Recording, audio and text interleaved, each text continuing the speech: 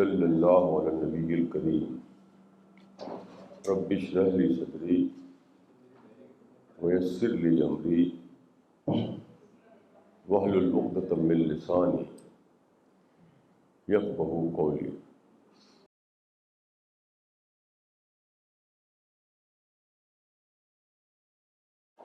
سب سے پہلے میں ایک بیسک بات کہنا چاہتا ہوں، وہ یہ ہے کہ ایک ہے اسلام کو ٹریڈیشنل وے میں سمجھنا، تو اس کے لیے قرآن کا یا حدیث کا ٹرانسلیشن کافی ہے۔ لیکن اگر آپ گہرائی میں جانا چاہیں تو آپ کو سوچنا پڑے گا۔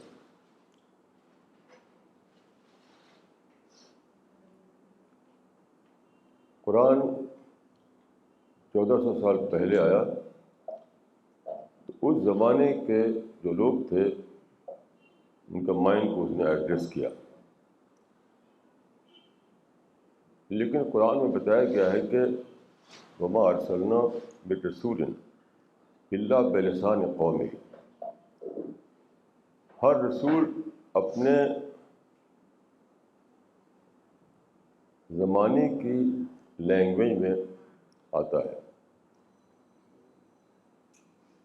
لینگویج کا مطلب یہ ہے کہ وہ ایسی بولی بولتا ہے، ایسے ایڈیم میں اپنی بات کو کہتا ہے، اسی اسٹائل میں کہ ان کا جو کنٹمپریری مائنڈ ہے وہ ایڈریس ہو سکے۔ تو ہم جو یہ کلاس چلا رہے ہیں یہ ٹریڈیشنل قسم کی کلاس نہیں ہے۔ ہماری کوشش یہ ہے کہ آج کا جو ماڈرن مائنڈ ہے اس کے سامنے اسلام کو کنٹمپریری میڈیم میں پیش کیا جائے تاکہ اس کا مائنڈ ایڈریس ہو اور وہ اسلام کو بھرپور طور پر لے سکے۔ میں ایک ایگزامپل دیتا ہوں اس کو سمجھنے کے لیے اس بات کو۔ رسول اللہ صلی اللہ علیہ وسلم کے ایک کمپینین تھے، ان کا نام تھا ابو رواحہ۔ تو ابو رواحہ نے ایک دن ایک اپنے زمانے کے مسلمان سے کہا کہ تعال نؤمن ساعۃ، آؤ ہم کچھ دیر کے لیے ایمان لائیں۔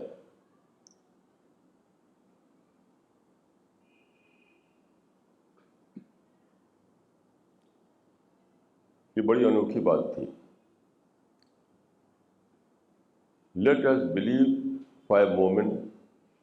اب یہ جو ہے کہ let us believe for a moment, تو اس مسلمان کی سمجھ میں بات نہیں آئی۔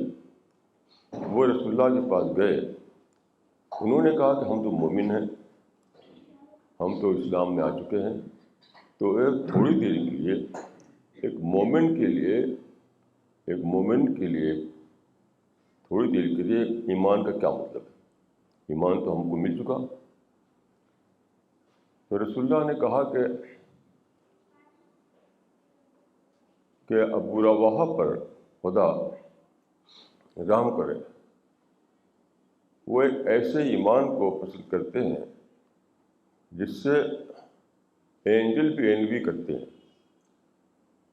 فرشتے بھی اس پر رش کرتے ہیں۔ دیکھیے، یہ آپ اگر صرف لٹرل ٹرانسلیشن سے سمجھنا چاہیں تو آپ اس کو سمجھ نہیں سکتے کہ وہ کیا چیز تھی جو وہاں پیش آئی۔ آپ کو ورڈ بدلنا پڑے گا، تب سمجھ پائیں گے آپ، تب آپ کا مائنڈ ایڈریس ہوگا۔ وہ کیا ہے؟ جہاں تک میں نے سوچا ہے اس کا مطلب یہ تھا کہ انہوں نے یہ کہا کہ آؤ ہم کچھ دیر کے لیے خدا کی باتیں کریں، جس کو میں کہا کرتا ہوں انٹلیکچوئل ایکسچینج، یعنی خدا کے ٹاپک پر کچھ دیر کے لیے ہم انٹلیکچوئل ایکسچینج کریں، یہ ان کا مطلب تھا۔ تو جب آپ اس طرح سے بدل سکیں اس کی لینگویج کو، تب آپ اس سے فیملیئر ہوتے ہیں، آپ مائنڈ کو پکڑ پاتا ہے۔ تو صحابہ جو تھے، ایسا نہیں تھا کہ کلمہ پڑھ لیا ایک بار تو بس سارا اسلام مل گیا انہیں، ایسا نہیں۔ اپنے ایمان کو روزانہ وہ فوڈ دیتے تھے، فوڈ، جیسے ہم کھانا کھاتے ہیں اپنے باڈی کے لیے، تو وہ اپنے ایمان کو فوڈ دیتے تھے۔ وہ کیسے؟ Through intellectual exchange. جب دو آدمی ایک سبجیکٹ پر بات کرتے ہیں تو ہمیشہ ایسا ہوتا ہے کہ نالج بڑھتی ہے، نئے نئے آسپیکٹ سامنے آتے ہیں۔ اس طرح دونوں کا دو ایکسچینج کر رہے ہیں، دونوں کا انٹلیکچوئل ڈیولپمنٹ ہوتا ہے، اسپریچول ڈیولپمنٹ ہوتا ہے، اسلامک ڈیولپمنٹ ہوتا ہے۔ یہ مطلب تھا ابو رواحہ کا۔ تو ہم یہی کوشش کر رہے ہیں کہ آپ لوگوں میں یہ چیز آئے کہ آپ اپنے ایمان کو بڑھاتے رہیں۔ ایمان کو اسٹیٹک چیز نہیں ہے، ایمان ایک ایسی چیز ہے جو گرو کرتی رہے، بڑھتی رہے۔ تو یہ جو ایمان کا بڑھنا ہے، تو اس طرح ہوتا ہے کہ آپ سوچتے ہیں، خدا کو یاد کرتے ہیں، قرآن کو پڑھتے ہیں، لیکن جب آپ ایکسچینج کرتے ہیں کسی سے، تو وہ بھی اسی کی ایک صورت ہوتی ہے۔ اب میں روزے کے بارے میں کچھ کہنا چاہوں گا۔ آپ جانتے ہیں کہ ہر سال افطار پارٹی ہوتی ہے۔ کچھ لوگ افطار کا کرٹیسائز بھی کرتے ہیں، لیکن میں نے پازیٹیو طور پر سوچا تو معلوم ہوا کہ یہ ایک بہت بڑی بات ہے جو ہم اس میں سیکھ سکتے ہیں۔ وہ کیا؟ آپ دیکھیے کہ اسلام کے 5 پلرز بتائے گئے ہیں: کلمہ، نماز، روزہ، زکوٰۃ اور حج۔ اب آپ کمپیئر کیجیے، in comparison that you understand کے پرنسپل کو اپلائی کیجیے۔ آپ کلمہ پارٹی بولیں تو وہ کچھ مطلب نہیں بنے گا، آپ نماز پارٹی بولیں تو اس کا کوئی مطلب نہیں بنے گا، آپ زکوٰۃ پارٹی بولیں تو اس کا کوئی مطلب نہیں بنے گا، آپ حج پارٹی بولیں تو اس کا کوئی مطلب نہیں بنے گا۔ لیکن جب آپ بولتے ہیں افطار پارٹی تو اس کا ایک مطلب بن جاتا ہے۔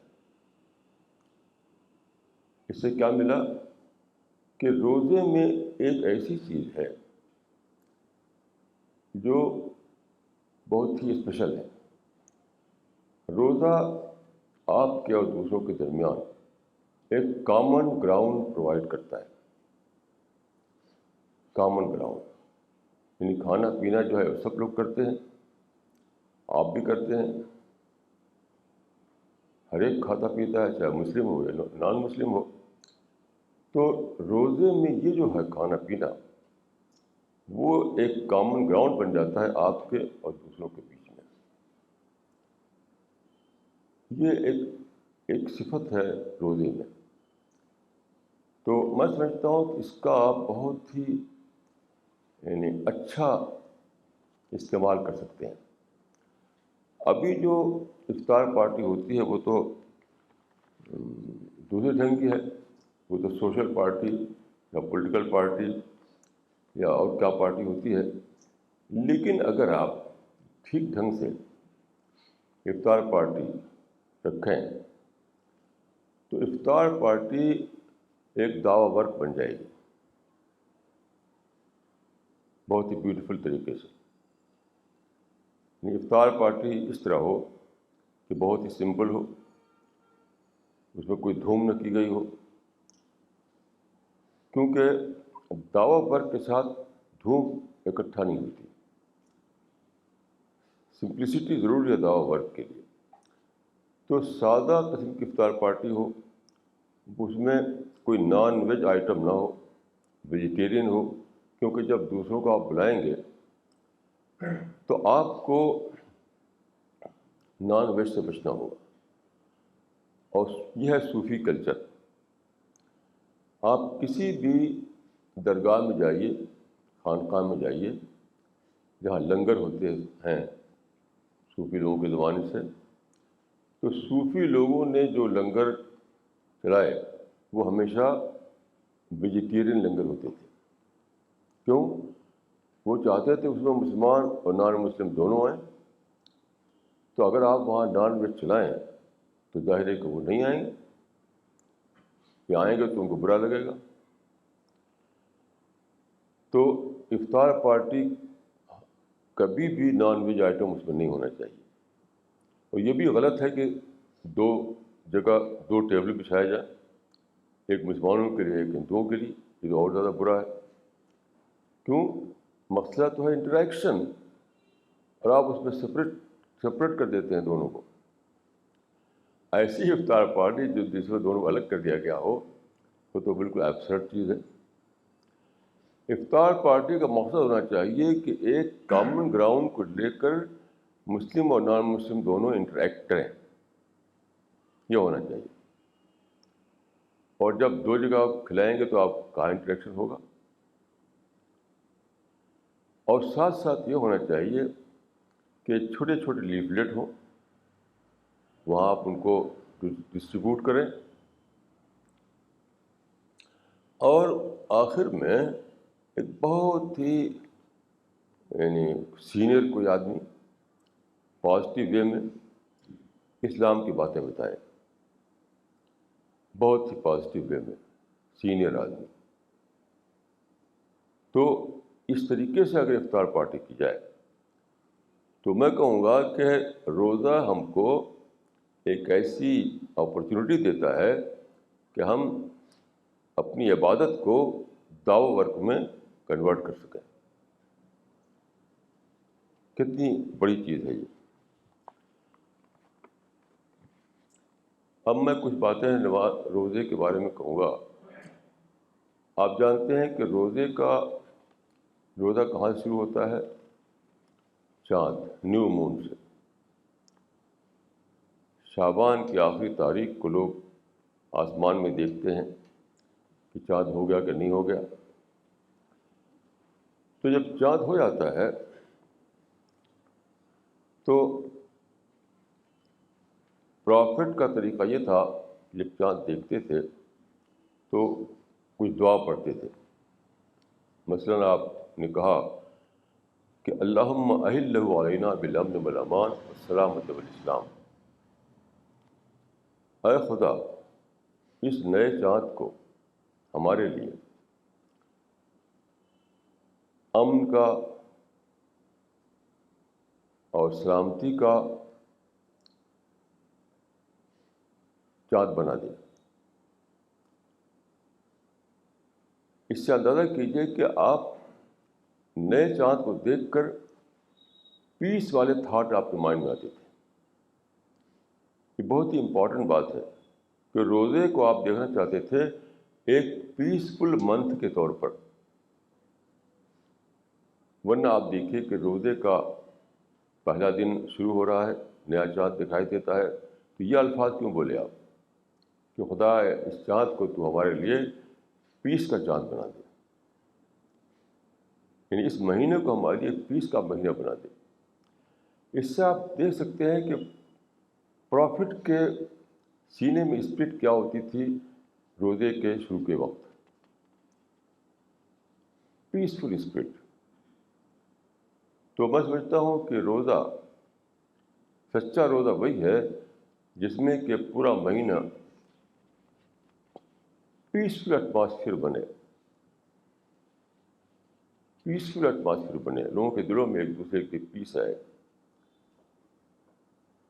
یہ ایک بہت ہی بڑی بات ہے کہ ہمیں اگر ہم سوچیں اور سچ مچ روزے کو ہم امن کا مہینہ بنا دیں، شانتی کا مہینہ بنا دیں، پیس کا مہینہ بنا دیں، تو ہمارے دیش کے لیے، ہماری سوسائٹی کے لیے ایک بلیسنگ بن جائے یہ مہینہ. اب دیکھیے وقت کو لیجیے، روزے کا وقت جو ہوتا ہے وہ کس طرح ہوتا ہے. صبح کو جس کو کہتے ہیں انگلش میں مارننگ ٹو لائٹ، یا اردو میں کہتے ہیں صبح صادق. تو جب مارننگ ٹو لائٹ ہوتی ہے اس وقت سے روزہ شروع ہوتا ہے. اس وقت تک آپ کھا پی سکتے ہیں، اس کے بعد نہیں. اور پھر شام کو جب سن سیٹ ہوتا ہے تب روزہ ختم ہوتا ہے. تو گیا مارننگ ٹو لائٹ سے لے کر سن سیٹ تک کا وقت روزے کا وقت ہے. میں سمجھتا ہوں کہ بہت ہی سائنٹیفک ٹائمنگ ہے. یہ روزے کی یہ ٹائمنگ بہت ہی سائنٹیفک ہے. سحری حدیث میں آتا ہے کہ تسحروا فإن فی السحور برکہ، یعنی سحری کھاؤ کیونکہ سحری میں برکت ہے. سحری کہتے ہیں وہی مارننگ ٹو لائٹ سے پہلے جو کھایا جاتا ہے اسی کو ہم کہتے ہیں سحری. تو یہ کیوں فرمایا آپ نے کہ سحری کھاؤ؟ کیونکہ سحری میں برکت ہے، بلیسنگ خدا کی ہے اس میں. اس کی وجہ یہ ہے کہ آپ روزہ ہے خدا کی یاد کے لیے، تو آپ اگر سوئے پڑے رہیں صبح تک اور بہت دیر میں اٹھیں اور اس وقت بغیر سحری کے بھی روزہ شروع کر دیں تو کئی گھنٹے آپ نے خدا کی یاد کے کھو دیے. کیونکہ جب آپ اٹھیں گے، وضو کریں گے، نماز پڑھیں گے اور پھر سحری کھائیں گے تو برابر اس ساری ایکٹیویٹی جو ہے اس میں آپ کو خدا یاد آتا رہے گا. تو خدا کی یاد کا جو لمحہ ہے وہ آپ کھو دیں گے اس وقت اگر آپ سحری نہ کھائیں اور صبح کو سوتے رہیں، پڑے رہیں. اسی لیے کہا کہ تسحروا فإن فی السحور برکہ، سحری کھاؤ کیونکہ اس میں برکت ہے. روح تازہ ہوتی ہے، مائنڈ فریش ہوتا ہے، دلوں میں خدا کی یاد بڑھتی ہے، یہ ساری باتیں ہوتی ہیں. تو افطار کے بارے میں بھی حدیث آتی ہے کہ افطار میں جلدی کرو. تو حدیث میں آتا ہے کہ میری امت اس وقت تک خیر پر رہے گی، بھلائی پر رہے گی جب تک وہ ما عجل الفطر، جب تک وہ افطار میں جلدی کرے. دیکھیے جلدی کا مطلب یہ نہیں کہ ٹائم سے پہلے کھا لے، کہ ٹائم اگر 6 بجے ہے تو 10 منٹ پہلے افطار کر لے، یہ مطلب نہیں ہے. اس کا مطلب ہے کہ ٹائم ہوتے ہی افطار کر لے. بلکہ کہ 6:03 پر ہے تو 6:03 پر فوراً افطار کر لے. آج کل رواج ہے احتیاطی تاخیر کا، یعنی 6:03 پر ہے تو 2 منٹ احتیاط کر لے کر کے وہ 6:05 پر افطار کریں گے. اس کو رسول اللہ نے منع کیا. لیکن اس میں یہ جو آیا ہے کہ میری امت اس وقت تک خیر پر رہے گی جب تک وہ افطار میں جلدی کرے، ما عجل الفطر. تو اس کا مطلب کیا ہے؟ اس پر میں نے سوچا تو میری سمجھ میں بات آتی ہے افطار میں دیر کرنا احتیاط کا نام لے کر یہ دراصل علامت ہے ملت کے، مسلم ملت کے یعنی ڈکلائن کی، زوال کی. جب قوم پر وہ وقت آ جاتا ہے جس کو ڈکلائن کہتے ہیں، زوال آ جاتا ہے، تو کیا ہوتا ہے کہ فارم ہی سب کچھ بن جاتا ہے، اسپرٹ غائب ہو جاتی ہے. یعنی ملت جب ایک لیونگ ملت ہو تو اس میں اسپرٹ کو زیادہ ایمفیسس دیا جائے گا، اور جب ملت ڈیڈ جب بن جائے، ڈکلائن ہو جائے، اس پر آ جائے وہ، تو کیا ہوگا، فارم پر سارا زور دیا جانے لگے گا، اسپرٹ غائب اور فارم کی دھوم رہے گی. یہ جو فرمایا کہ دیر کرنا افطار میں، یہ اچھی علامت نہیں ہے. اس کا مطلب کیا ہے کہ جب ایسا ہمارے ملت اسلام میں ہوگا تو وہ اس بات کی ایک سائن ہوگا، اس بات کی پہچان ہوگی کہ قوم ڈکلائن پر آ چکی ہے، اس دور میں آ چکی ہے جب کہ فارم ہی کو وہ عبادت سمجھ لیتی ہے. فارم میں دھوم مچائے گی، فارم پر زیادہ فیصلے دے گی، وہ کہے گی صاحب 2 منٹ احتیاط بڑھا لو اس میں. اور جب زندہ رہیں گے لوگ تو کہیں گے احتیاط کس بات کی، خدا نے کہا ہے کہ سورج ڈوبنے پر افطار کرو، جب سورج ڈوبا تو افطار کر لیں گے فوراً. جب زندگی ہوتی ہے تب یہ ہوگا. آج کل دیکھیے، آج کل تو گھڑیوں سے آپ ٹھیک ٹائم پتہ کر سکتے ہیں.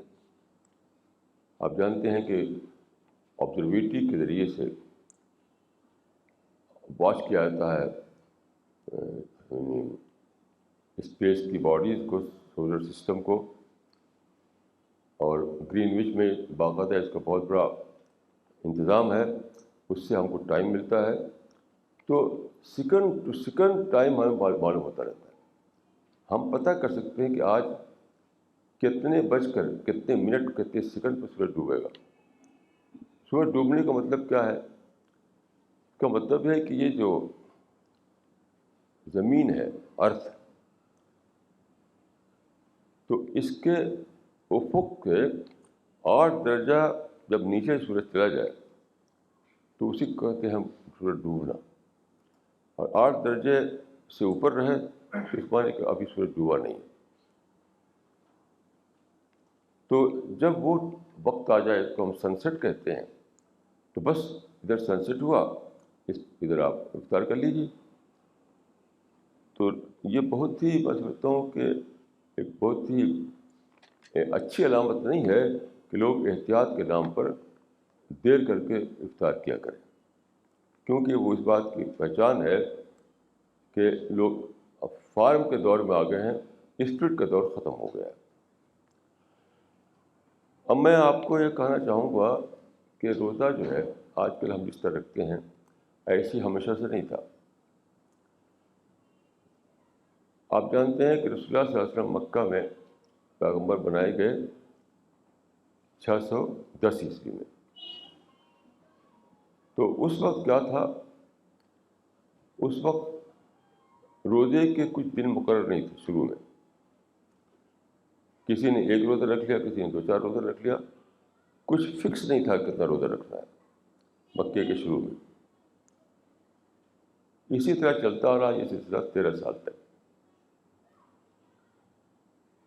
پھر جب مدینہ آپ آئے، مدینہ 13 سال کے بعد، تب بھی مدینہ آتے ہی روزہ اس طریقے سے فرض نہیں کیا گیا کہ 1 مہینے کا روزہ. یہ رسول اللہ صلی اللہ علیہ وسلم شروع کے ایک پیریڈ تک آپ نے ایسا کیا کہ یہود کا جو طریقہ تھا اس کو آپ نے اپنا لیا. مدینے میں یہود تھے اس زمانے میں. یہود جو تھے اپنی شریعت کے مطابق 10 روزے ہر سال رکھتے تھے، 10 روزے ہر سال. تو رسول اللہ صلی اللہ علیہ وسلم نے بھی اور صحابہ نے بھی 10 روزے رکھے شروع میں. پھر قرآن کی آیت اتری کہ شہر رمضان الذی انزل فیہ القرآن، ہدی للناس وبینات من الہدی والفرقان، کہ ایک مہینے کا روزہ فرض کیا گیا. تو کیا روزے کے 3 دور ہوئے.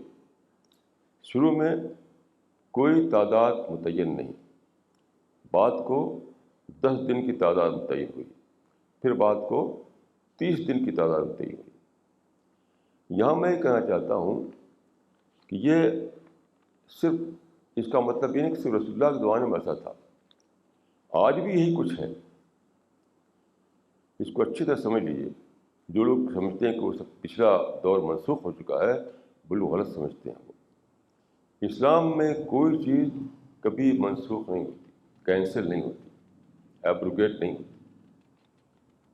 وہ کیا چیز ہے؟ سارے اسلام کے جو کمانڈمنٹس ہیں وہ ہیں اکارڈنگ ٹو دا سچویشن.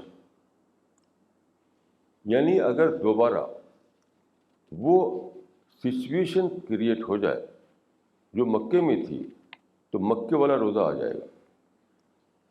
وہ سچویشن اگر کریٹ ہو جائے جو مدینے کی شروع میں تھی تو شروع والا روزہ آ جائے گا. اور اگر وہ سچویشن کریٹ ہو جائے جو مدینے کے یعنی سیکنڈ ہاف میں تھی تو وہ روزہ ہم پر اپلائی ہونے لگے گا.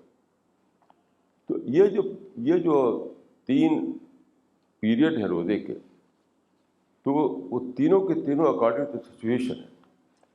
جیسی آپ کی سچویشن ہو اس کے مطابق آپ کو حق ہے، رائٹ ہے کہ آپ عمل کریں.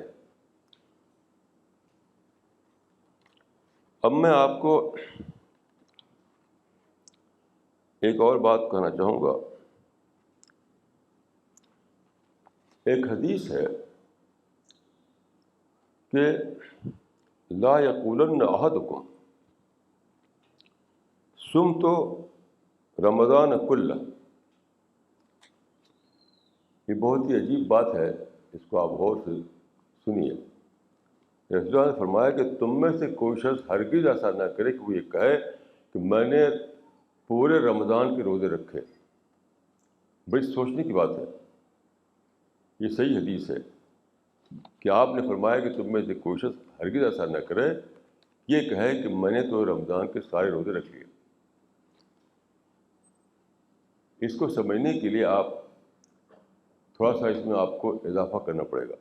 یعنی یہ جو آج کل آپ دیکھتے ہیں، کسی سے پوچھیں تو کیا کہے گا؟ الحمدللہ میں تو سارے روزے رکھ لیے، الحمدللہ میں تو ساری تراویح پوری کر لی، الحمدللہ میری تو کوئی تہجد ناغہ نہیں ہوئی. یہ وہ چیز کو منع کیا ہے حدیث میں. غور فرمائیے، یہ بہت ہی عجیب بات ہے. یہ حدیث لمبی ہے. یہ آپ نے فرمایا کہ تم میں سے کچھ ہرگز یہ نہ کہے کہ میں نے تو سارے روزے رکھ لیے، میں تو ساری راتوں میں نمازیں پڑھتا رہا. اس کا مطلب یہ نہیں کہ تم روزے گھٹا کر رکھو، 30 دن کے بجائے 20 دن رکھو، یہ مطلب نہیں ہے اس کا. اس کا مطلب ہے کہ یہ کہنے کا انداز کہ الحمدللہ میرے تو کوئی روزے نہیں چھوٹے، الحمدللہ میں تو سارے تہجد پڑھ ڈالی میں نے. یہ ایک بے حسی کا کلمہ ہے، بے حسی کا، ناز کا، فخر کا کلمہ ہے. اسلام میں جو چیز ہے ماڈسٹی، اس لیے حدیث میں یہ ہے کہ تم میں سے کچھ لوگ تم پر ایسی راتیں گزرنی چاہیے تم سو جاؤ اور تم نماز نہ پڑھ سکو. تم پر ایسا دن گزرنا چاہیے کہ روزہ میں کچھ گڑبڑ ہو جائے، جیسے کہ فرض کے میں نے پانی پیا بھول کر کے، ایسا بھی ہو جائے بھول کر کے، تو کیا ہے اس سے آپ کو تواضع پیدا ہوگی کہ میرا روزہ کیا ہے، مجھ سے تو بھول کر میں نے پانی پی لیا. میری نماز کیا ہے، میں تو 10 دن نماز پڑھی اور 12ویں دن سو گیا. یعنی یہ تواضع، یہ ماڈسٹی، کمی کا احساس خدا کو مطلوب ہے. یہ نہیں کہ آپ بڑے فخر سے کہیں کہ الحمدللہ.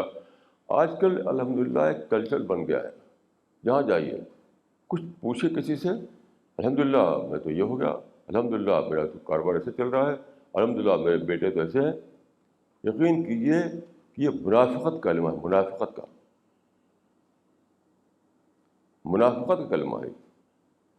یہ آج کل چلا ہوا انشاءاللہ، الحمدللہ وغیرہ، یہ سب منافقت کی بولیاں ہیں. ہر وہ بولی جس میں ماڈسٹی نہ ہو وہ منافقت ہے، وہ بے حسی ہے. جب آپ سے کوئی پوچھے تو آپ کے دل میں انٹراسپیکشن آنا چاہیے کہ میرے پاس بتانے کو کیا ہے، کیا بتاؤں. کوئی پوچھے آپ سے کہ بھائی رمضان آیا، تمہارا رمضان کیسے گزرا، تو آپ کے دل میں یہ آنا چاہیے کہ میں کیا بتاؤں، میرے پاس تو کوئی بتانے کے لیے نہیں. آپ پاس بتانے کے لیے ہو یہ اچھی علامت نہیں ہے. اس کے پیچھے فخر اور ناز ٹپکتا ہے.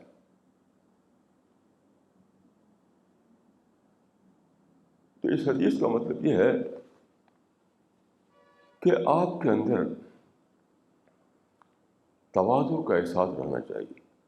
جیسے میں حج کرنے گیا تو حج میں جو لوگ گئے ہیں جانتے ہیں کہ اندر اگر آپ چلے گئے حرم کے اندر تو وہاں سجدہ کرنا اور رکوع کرنا بڑا مشکل ہوتا ہے، کیونکہ بھیڑ کی وجہ سے لوگ قریب کھڑے ہوتے ہیں. ان دو صفوں کے بیچ میں جگہ اتنی کم ہوتی ہے کہ آپ بہت ٹھیک طریقے سے سجدہ نہیں کر سکتے. کئی بار تو اگلے والوں کے پیٹھ پر سجدہ کرنا پڑتا ہے. یعنی پیچھے کی صف جو ہے وہ جب جھکتی ہے تو سجدہ کرنے کے لیے زمین تک نہیں پہنچتا اس کا سر، تو دوسرے کی پیٹھ پر سجدہ کرنا پڑتا ہے. تو مجھ کو ایسا ہوا وہاں پر. تو میں نے کہا کہ خدایا یہ ٹوٹی پھوٹی نمازیں جو ہیں قبول فرما، کیونکہ جو نمازیں میں دلی میں پڑھتا تھا پوری، اس کا بھی کیا اعتبار. جو نمازیں تو قبول کر لیں وہی نماز ہے، مگر وہ سب ٹوٹی پھوٹی ہی ہے. یعنی مخمل کے مسلح پر بہت ہی عمدہ طریقے سے میں نماز پڑھوں اور خدا کو قبول نہ ہو، وہی نماز ٹوٹی پھوٹی ہے وہ. تو یاد رکھیے جب آپ سے کوئی پوچھے آپ کی نماز، آپ کے روزے کے بارے میں، تو آپ پر الحمدللہ کہنے کو نہ ہو، بلکہ آپ کے اندر انٹراسپیکشن جاگ اٹھے کہ وہ میرے پاس ہے کیا جو میں بتاؤں، کیا ہے میرے پاس جو میں بتاؤں. اپنی نماز آپ کو کچھ نہ لگے، اپنا روزہ آپ کو کچھ نہ لگے.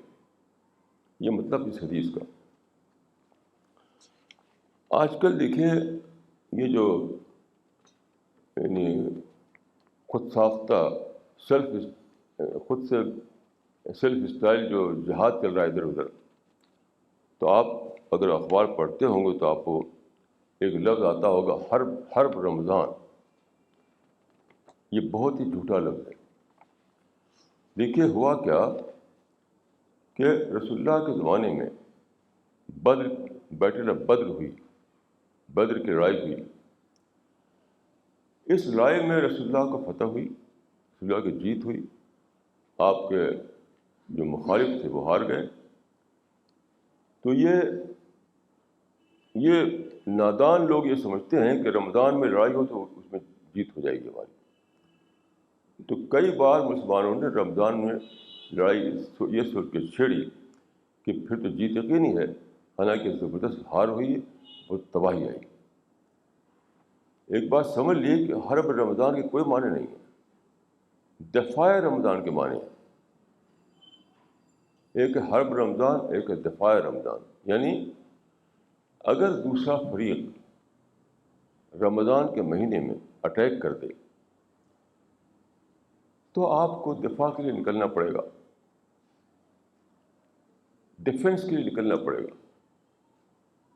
یعنی آپ دیکھیے جنگ مسلمان کا چوائس نہیں ہے، وہ کمپلشن ہے. حرب رمضان کے معنی ہے کہ آپ جنگ کو اپنا چوائس بنا رہے ہیں. کتنی ڈٹھائی کی بات یہ ہے. اچھی طرح سمجھ لیجیے کہ لڑائی جو ہے وہ مسلمان کا چوائس نہیں ہے، اس پر لازم دی آتی ہے تو لڑنا پڑتا ہے. لیکن جب آپ کہتے ہیں حرب رمضان یعنی بیٹل آف رمضان، تو اس معنی کہ آپ اس کو اپنا چوائس بنا رہے ہیں. جیسا کہ بنایا اور ہارے. تو اس وجہ سے اچھی طرح سمجھ لیجیے کہ ہر رمضان کے کوئی معنی نہیں ہے. جنگ لڑائی اسلام میں صرف ڈیفینس کے لیے ہوتی ہے. ڈیفینس اس وقت ہوتا ہے جب کہ کسی نے اٹیک کیا ہو, یونیلیٹرلی اٹیک کیا ہو. ورنہ دیر از نو وار ان اسلام. ادر دین ڈیفینس دیر از نو وار ان اسلام. جو کہے کہ اسلام میں ایگریسو وار ہے تو وہ خدا پر جھوٹ لگاتا ہے. اب دیکھیں, رمضان کے مہینے میں قرآن اتارا گیا, شہر رمضان الذی انزل فیہ القرآن. اس سے اندازہ ہوتا ہے کہ رمضان کو قرآن سے خاص تعلق ہے. وہ کیا ہے؟ وہ یہ ہے کہ رمضان کا مہینہ میں آپ روزہ رکھتے ہیں. روزہ رکھ کر آپ اپنے آپ کو اس قابل بناتے ہیں کہ آپ قرآن کے لیے زیادہ تر ریسیپٹیو بن سکیں. قرآن کے لیے زیادہ سے زیادہ ریسیپٹیو بن سکیں, جس کو عربی میں کہتے ہیں, یعنی ریسیپٹیو بن سکیں. خدا کے کلام میں اور روزے میں کوئی خاص نسبت ہے. وہ نسبت یہ ہے کہ جب آپ روزہ رکھتے ہیں تو آپ اپنے کو اس قابل بناتے ہیں کہ آپ کا سینہ خدا کے کلام کا محبت بن سکے. یعنی خدا کا کلام آپ کے سینے کو اترے, خدا کے کلام کو آپ زیادہ سمجھ سکیں, خدا کے کلام کی گہرائیوں تک زیادہ پہنچنا آپ کے لیے پاسبل ہو جائے. یہ سب ہوتا ہے. اسی لیے روزے میں دیکھیے قرآن کی تلاوت کو بہت زیادہ امپورٹنس دی گئی. دیکھیے تلاوت کے معنی اب جو ہو گئے ہیں وہ صحابہ کے زمانے میں نہیں تھے. اب تو ہو گئے ہیں قرآن کی تلاوت کے معنی کہ بے سمجھے بوجھے پھر پڑھنا. یہ صحابہ کے زمانے میں نہیں تھا. صحابہ کے زمانے میں یہ تھا کہ قرآن میں تدبر, قرآن میں سوچنا, قرآن کی گہرائیوں میں اترنے کی کوشش کرنا, یہ تھا. تو کیا روزے کے زمانے میں ہمیں جو قرآن کو پڑھنے کے لیے زور دیا گیا ہے, اس کا مطلب قرآن میں سوچنے کے لیے زور دیا گیا ہے. قرآن کی تلاوت کے معنی ہیں قرآن کے کلام میں سوچنا, اس کی گہرائیوں میں اترنا, اس سے اپنی لیسن نکالنا, اس سے اپنے لیے نصیحت نکالنا. یہ سب ہے. صرف پڑھنا یہ کوئی چیز نہیں ہوتی. اور تراویح جو ہے, تراویح بھی یہ جو آج کل ہے کہ ختم, کہ قرآن کو فڑ ختم کر دینا, اس کا نام تراویح. یہ ہرگز تراویح نہیں ہے. تراویح کا مطلب یہ ہے, تراویح میں قرآن کو پڑھنے کا مطلب یہ ہے کہ نماز کی حالت میں قرآن کو سننا. ایک امام آپ سامنے کھڑا کرتے ہیں, حافظ, وہ قرآن کو پڑھتا ہے اور آپ 8 رکعت یا 20 رکعت نمازیں اس کے پیچھے پڑھتے ہیں. یہ کیا ہے؟ نماز کی حالت میں قرآن کو سننا. یہ ہے تراویح کا مقصد. یعنی وہی جو تہجد میں ہوتا ہے, تہجد کا مقصد یہی ہے کہ اپنے آپ کو نماز کی حالت میں لے آ کر قرآن کی تلاوت کو پڑھنا اور اس پر غور کرنا. وہی اسی کی یہ صورت ہے جس کو ہم تراویح کہتے ہیں. تو تراویح جو ہے, اصلی تراویح وہی ہے جس میں قرآن کے میننگ پر دھیان دیا جائے, قرآن سے وہ نکالا جائے, سبق نکالا جائے, لیسن نکالا جائے. ایک حدیث ہے کہ روزہ ڈھال ہے. روزہ رکھنے سے آدمی کا مائنڈ ایسا بنتا ہے، اس کا دل ایسا بنتا ہے، اس کا مزاج ایسا بنتا ہے، اس کا ٹیمپرامنٹ ایسا بنتا ہے کہ وہ برائیوں سے رکنے لگتا ہے. یعنی اس کا وہ مزاج، اس کا ٹیمپرامنٹ اس کو برائی سے روکنے لگتا ہے. اس کی ایک مثال حدیث میں یہ ملتی ہے کہ رسول اللہ نے فرمایا کہ جو شخص روزہ رکھے تو وہ نہ جھگڑا کرے نہ گالی دے. فَإِن صَابَهُ أَحَدٌ فَلْيَقُلْ إِنِّي امْرُؤٌ صَائِمٌ إِنِّي امْرُؤٌ صَائِمٌ. اگر دوسرا شخص گالی دینے لگے، اسے جھگڑنے لگے، تو اس کو چاہیے کہ کہے کہ میں تو روزہ دار ہوں، میں تو روزہ رکھ رکھا ہے. یہ مطلب ہے اس کا کہ آپ خود تو کبھی کسی سے نہ لڑیں، کسی سے نہ جھگڑیں، کسی کو برا نہ کہیں، اور اگر دوسرا آپ کو کہہ دے آپ کو، تب بھی روزے کی اسپرٹ اگر آپ کے اندر آئی ہے، روزے والا ٹیمپرامنٹ آپ کے اندر اگر آیا ہے، روزے والا کریکٹر اگر آپ کے اندر آیا ہے، تو آپ کہہ پڑیں گے کہ بھائی میں تو روزہ رکھے ہوئی ہوں، مجھ سے تو یہ سب کام نہیں ہو سکتا ہے. تو یہ ہے روزے کی اسپرٹ. چنانچہ حدیث میں آتا ہے کہ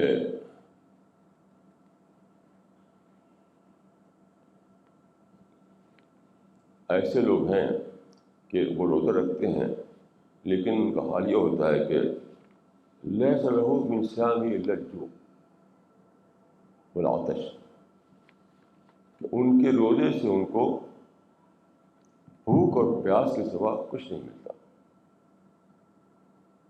دیکھیے ایک ہے باڈی، ایک ہے آپ کی سول. تو باڈی جب روزہ رکھا آپ نے تو باڈی کو بھوک لگے گی، پیاس لگے گی. تو ایک ہے کہ آپ نے اپنے باڈی کو تو روزے پہ ڈالا، لیکن سول آپ کی جو اسپرٹ ہے، جو آپ کے اندر کا جو آپ کی جو پرسنالٹی ہے، وہ انٹچڈ رہی روزے سے. وہ ویسی اس کی سوچ ہے، ویسی اس کا مزاج ہے، ویسی اس کی ایکٹیویٹیز ہیں. تو اس کے معنی ہے کہ آپ ایک ایسا روزہ رکھا جس سے آپ کو بھوک پیاس تو ملی، لیکن اس سے آپ کا اسپریچول ڈیولپمنٹ نہیں ہوا، انٹلیکچوئل ڈیولپمنٹ نہیں ہوا، آپ کا پرسنالٹی ڈیولپمنٹ نہیں ہوا. تو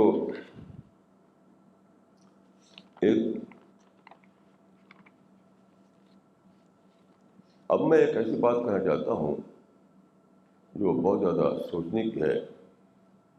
وہ یہ ہے کہ میں نے یہ سمجھا ہے اپنے اسٹڈی سے کہ روزہ از ناٹ سمپلی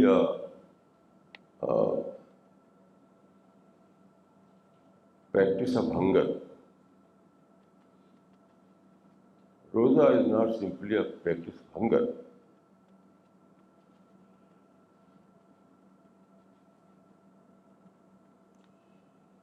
روزہ is a learning through experience.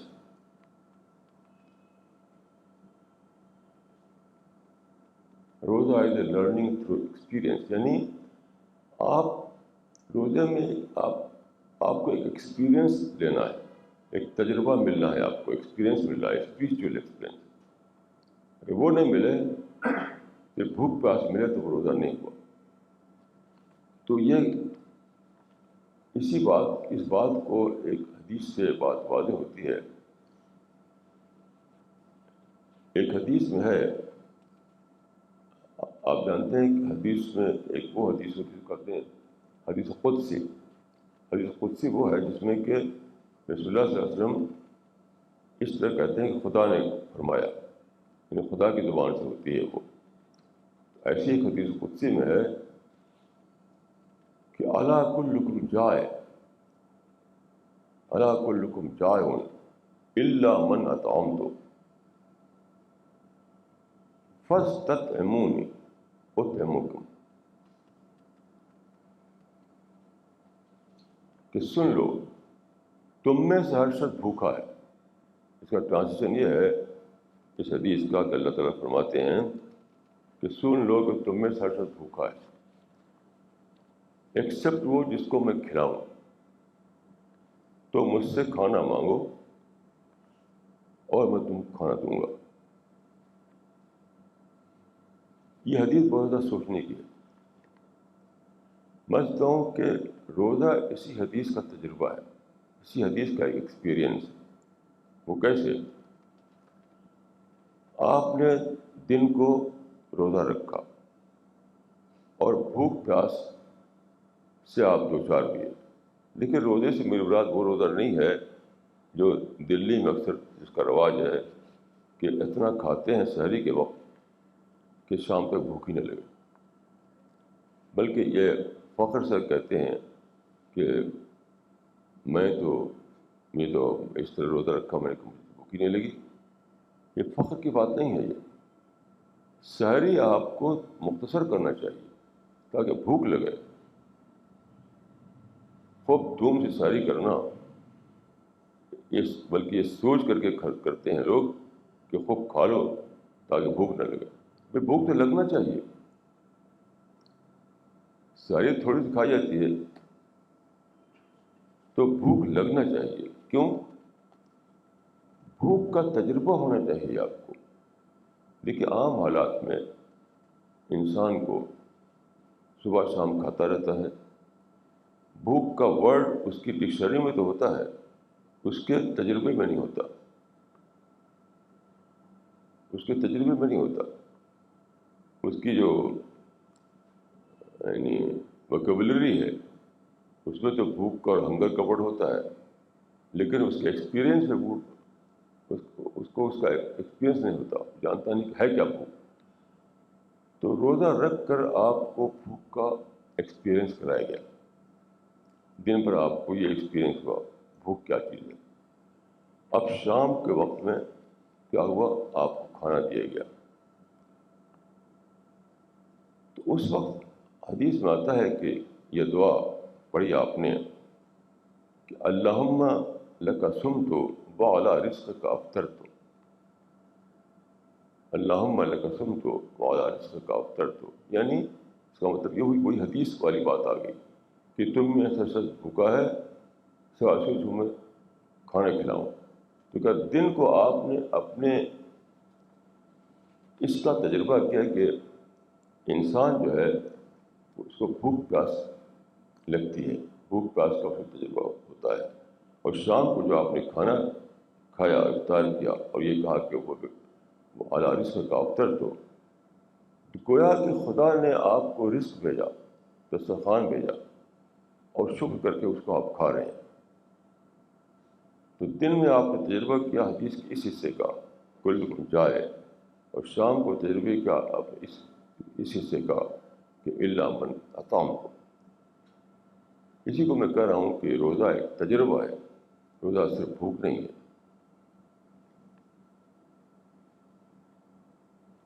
تو یہاں میں ایک اور بات عرض کرنا چاہتا ہوں جو بہت امپورٹنٹ ہے، یہ کہ جہاں تک میں نے سمجھا ہے مومن وہ ہے جو کٹوسائز ہو چکا ہو۔ بہترین ورڈ جو مجھے ملا ہے مومن کے لیے وہ ہے مین کٹوسائز، مین کٹوسائز۔ دیکھیے مین کٹوسائز کا مطلب کیا ہے، اس کو میں ایک مثال دوں گا۔ 1971 میں جب انڈیا اور پاکستان کی لڑائی ہوئی، پاکستان دو ٹکڑے ہو گیا، ایسٹ پاکستان اور مشرقی پاکستان دونوں دو الگ الگ ملک بن گئے۔ تو بہت سی کتابیں چھپی تھیں اس زمانے میں، اس کے ٹائٹل کئی طرح کے تھے، مثلاً dismemberment of Pakistan, partition after partition وغیرہ۔ ایک کتاب کا ٹائٹل تھا Pakistan cut to size, Pakistan cut to size, یعنی پاکستان جو تھا ایک آرٹیفیشل بڑھوتری تھی، حقیقی نہیں تھی وہ۔ کیونکہ یہ کوئی مطلب ہی نہیں کہ ایک ملک ایسا ہو جس کے بیچ میں 1000 میل کا فاصلہ ہو. یہ تو کوئی ایسا کوئی ملک دنیا میں کبھی ہوا نہیں. تو ایک مصنوعی ملک تھا وہ. غبارہ جیسے غبارہ کا سائز کتنا ہوتا ہے, پھول کتنا بڑا ہو جاتا ہے, تو ایک غبارے کی طرح ایک پھولا ہوا ایک ملک تھا. تو جب بنگلہ دیش بنا تو کیا کہ اپنے ریئل سائز پر آ گیا پاکستان. تو اسی کو اس نے کہا تھا کہ پاکستان کا ٹو سائز. تو میں سمجھتا ہوں کہ مومن کی بہترین ورڈ مجھے ملتا ہے کہ وہ مین کا ٹو سائز ہوتا ہے. اور یہ روزہ ایک بہت اہم حصہ ہے, بہت اہم رول ہے روزے کا. یعنی انسان اپنی ہیلپ لیسنس کا احساس کرتا ہے کہ کھانا نہ ملے تو میں کچھ بھی نہیں ہوں, پانی نہ ملے میں کچھ بھی نہیں ہوں, آرام کرنے کو نہ ملے تو میں کچھ بھی نہیں ہوں, سونے کو نہ ملے تو میں کچھ بھی نہیں ہوں.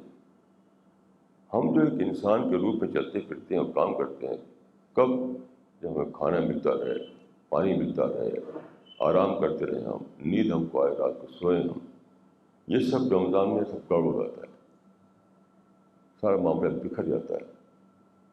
تو انسان اپنے اصلی روپ کو وہاں تجربہ کرتا ہے, یعنی ہیلپ لیسنس کا. تو اصلی جو روپ ہے انسان کا وہ یہ کہ ایک ہیلپ لیس اینیمل ہے, وہ بالکل ہیلپ لیس. لیکن چونکہ خدا نے ہمیں ٹیسٹ لے رکھا دنیا میں, تو ہم کو بہت سی چیزیں دی ہیں. تو رمضان آپ کو مین کا ٹو سائز بناتا ہے, یعنی اس ریئل انسان کا تجربہ کراتا ہے جو کہ واقعتاً آپ ہیں. تو یہ رمضان کا بہت بڑا رول ہے, میں سمجھتا ہوں. صوفیہ کے ہاں نفس کشی, صوفیہ کے ہاں روزہ کو نفس کشی کا ذریعہ سمجھتے ہیں. مجھے اس سے اتفاق نہیں ہے. یہ اسلام یہ روزے کا انڈر اسٹیمیشن ہے. نفس کشی یعنی جو ڈیزائر ہمارے اندر ہے ان ڈیزائر کو کل کرنا. ٹھیک ہے, آپ ڈیزائر کو کل کر دیا آپ نے, لیکن کیا یہی آپ کی پوری شخصیت ہے؟ آپ کا مائنڈ کے لیے آپ کچھ نہیں ہے روزے میں. روزے کے میں مائنڈ کے لیے کچھ بھی نہیں ہے, صرف یہ ہے کہ آپ ڈیزائر کل کرتے رہیں. میں سمجھتا ہوں کہ روزہ جو ہے بلا شبہ اس میں ایک پہلو ہے کہ آپ کے نفس کی لگام لگاتا ہے, وہ سیلف کنٹرول کی عادت ڈالتا ہے آپ کے اندر. لیکن اس سے زیادہ بڑا رول یہ ہے جس کو میں کہتا ہوں انٹلیکچوئل ڈیولپمنٹ. انٹلیکچوئل ڈیولپمنٹ کا مہینہ ہے روزے کا مہینہ. یہاں میں ایک حدیث آپ کو سناؤں گا. رسول اللہ صلی اللہ علیہ وسلم کے زمانے میں ایک مسلمان گئے رسول اللہ کی زوجہ کے پاس, اہلیہ کے پاس, اور پوچھا کہ رسول اللہ کی عبادت کیا ہوتی ہے. تو انہوں نے بتایا روزہ اور نماز. یہ تو انہوں نے یہ نہیں بتایا کہ ساری رات نماز پڑھتے ہیں, سارا دن روزہ رکھتے ہیں, سال بھر اسی کرتے ہیں. وہ سمجھتے تھے کہ ایسا ہوگا. جو پوچھنے گئے تھے وہ سمجھتے تھے کہ رسول ہیں تو سال بھر جو ہے دن بھر روزہ اور رات بھر نماز کرتے ہوں گے. ایسا انہوں نے نہیں بتایا. تو حدیث میں آتا ہے کہ کانہم تقالوہا, یعنی انہوں نے اس کو کم سمجھا.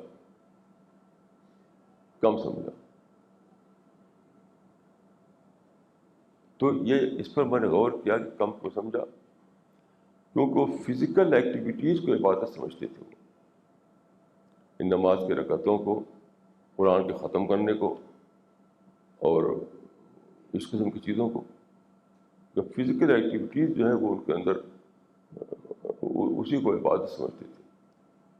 حالانکہ عبادت انٹلیکچوئل ایکٹیویٹیز بھی عبادت ہی ہے. جب آپ قرآن پر بات کرتے ہیں کسی سے, حدیث پر بات کرتے ہیں کسی سے, اسلام کے جو کی ٹیچنگ ہے اس پر سوچتے ہیں، آپ غور کرتے ہیں، اس پر آپ کچھ لکھتے ہیں، یہ سب کچھ عبادت ہے، اور یہ سب ظاہر ایک انٹلیکچوئل ایکٹیویٹی ہے۔ تو اپنے نفس پر کنٹرول کرنا، سیلف کنٹرول لانا، بلا شبہ یہ بھی روزے کا ایک فنکشن ہے، لیکن اس سے زیادہ بڑا فنکشن یہ ہے کہ روزے کی حالت میں آپ اپنی تدبر کو بڑھائیں، قرآن کے مطالعے کو بڑھائیں، اور انٹلیکچوئل ایکٹیویٹی کریں، انٹلیکچوئل ایکسچینج کریں، اس طرح اپنا انٹلیکچوئل ڈیولپمنٹ بڑھائیں۔ میں سمجھتا ہوں کہ یہ روزے کا زیادہ بڑا رول ہے۔ اسی طرح سے روزے کا جو میں سمجھتا ہوں کہ روزہ صبر کلچر کو پروموٹ کرتا ہے۔ حدیث میں آتا ہے کہ ہوا شہر الصبر، روزہ صبر کا مہینہ، صبر مینس پیشنس۔ تو روزہ جو ہے صبر کلچر کو پروموٹ کرنے کا نام ہے، اگر میں کہوں تو کہوں گا۔ اور صبر یا پیشنس اسلام میں بہت امپورٹنس کی ہے، ہر چیز سے صبر جڑا ہوا ہے۔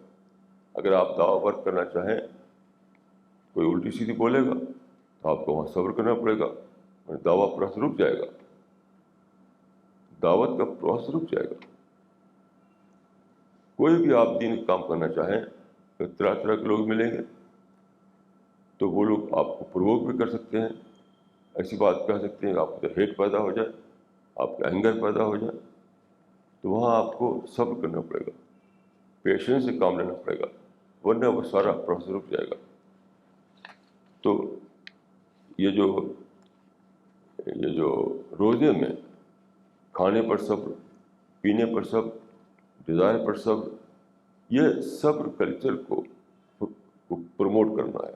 رات کو نیند پر صبر، اگر آپ روزے کے جو وہ ہے روٹین ہے اس کو چلائیں تو بار بار آپ کو اپنے اوپر لگام دینا پڑتا ہے، بار بار صبر سے کام لینا پڑتا ہے، ورنہ آپ اس کو عمل نہیں کر سکتے۔ تو میں سمجھتا ہوں کہ یہ صبر جو ہے، یہ یعنی صبر کلچر کو پروموٹ کرنا یہ روزے کا ایک اہم مقصد ہے۔ اور صبر جو ہے بہت ہی امپورٹنٹ ہے اسلام میں۔ حدیث میں آتا ہے کہ اعلم ان النصر مع الصبر، اعلم ان النصر مع الصبر، جان لو کہ خدا کی مدد صبر کے ساتھ جڑی ہوئی ہے۔ اعلم ان النصر مع الصبر، جان لو کہ خدا کی مدد صبر کے ساتھ جڑی ہوئی ہے۔ یہ بہت ہی امپورٹنٹ بات ہے۔ صبر کے ساتھ کیوں جڑی ہوئی ہے خدا کی مدد؟ اس لیے کہ دنیا خدا نے بنائی ہے اکیلے آپ کے لیے نہیں، سب کے لیے بنائی ہے، اور چونکہ دنیا بنائی ہے ٹیسٹ کے لیے، تو خدا نے ہر ایک کو فریڈم دیا ہے۔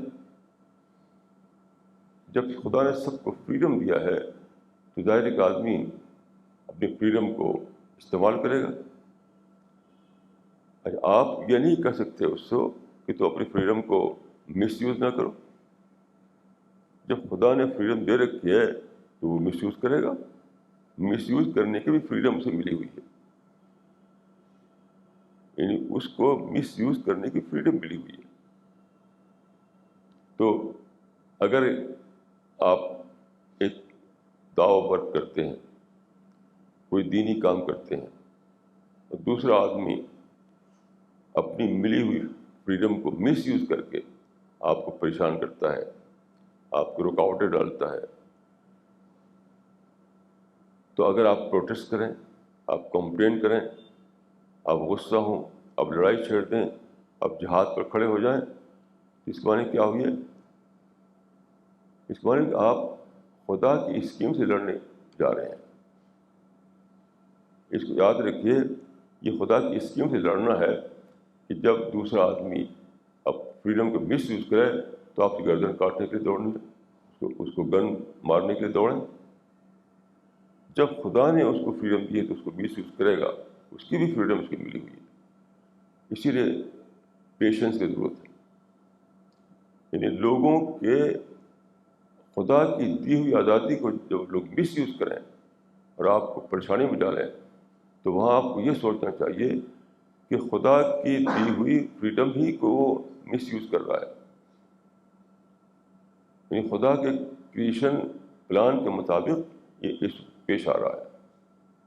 تو آپ کے لیے کوئی آپشن نہیں اس کے سوا کہ خدا کی مرضی پر راضی ہو جائے، خدا کے پلان پر راضی ہو جائے۔ تو جب آپ صبر کرتے ہیں تو صبر بظاہر کسی انسان کے مقابلے میں ہوتا ہے، لیکن صبر کا مطلب ہوتا ہے خدا کے کریشن پلان پر راضی ہونا، خدا نے جس پلان کے تحت دنیا کو بنایا ہے اس پر راضی ہونا۔ کیونکہ جب خدا نے فریڈم دیا لوگوں کو، یہاں کمپٹیشن ہوگا، یہاں ظلم بھی ہوگا، یہاں انجسٹس بھی ہوگی، یہاں پرووکیشن بھی ہوگا، یہاں سب کچھ ہوگا۔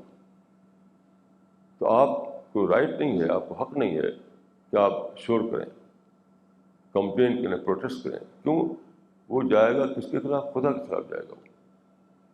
آپ کو پیشنس سے کام لینا پڑے گا اور اپنے لیے وہ طریقہ اختیار کرنا ہوگا جو قرآن میں کہا گیا ہے، الصلح خیر، صلح بہتر ہے، یعنی ایڈجسٹ کر کے اور اپنے آپ کو خود اپنے اوپر کنٹرول قائم کر کے آپ کو کام کرنا پڑے گا۔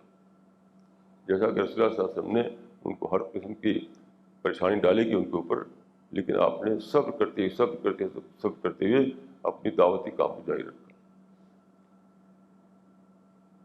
تو میں سمجھتا ہوں کہ روزہ، یعنی خلاصہ یہ ہے کہ روزہ صبر کلچر کو پروموٹ کرنے کا نام ہے، سیلف کنٹرول کا مزاج بنانے کا نام ہے۔ روزہ انٹراسپیکشن کی عادت ڈالنے کا نام ہے، اور اسی اسپرٹ کے ساتھ ہمیں روزہ رکھنا چاہیے۔ اللہ تعالیٰ مجھ کو اور آپ کو سچا روزہ دار بننے کی توفیق عطا فرمائے۔ اقول قولی ھذا واستغفر اللہ لی ولکم اجمعین۔